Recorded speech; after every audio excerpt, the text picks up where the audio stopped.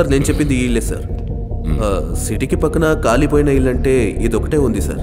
మన కథకి ఇది కరెక్ట్గా ఉంటుంది అనుకున్నాను, అందుకే.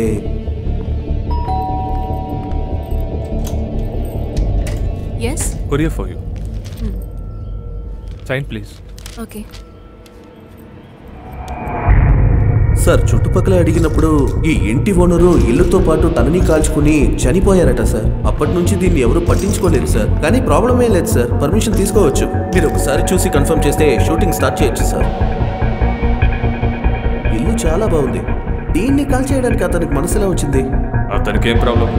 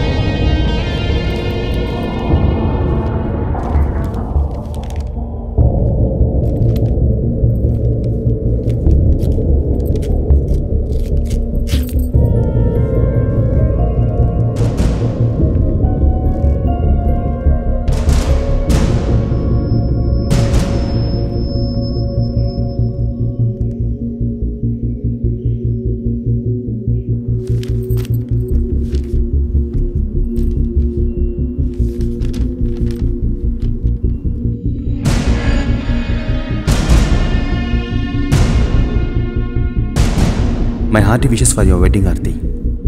చాలా సంతోషంగా ఉంది. ఇంత త్వరగా నువ్వు మనసు మార్చుకుని పెళ్లి చేసుకుంటావని నేను ఊహించలేదు.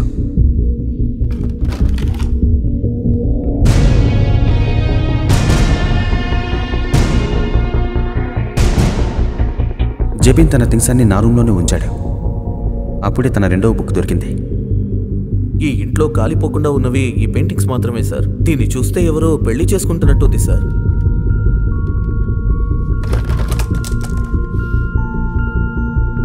సార్ ఒకసారి ఇది చూడండి.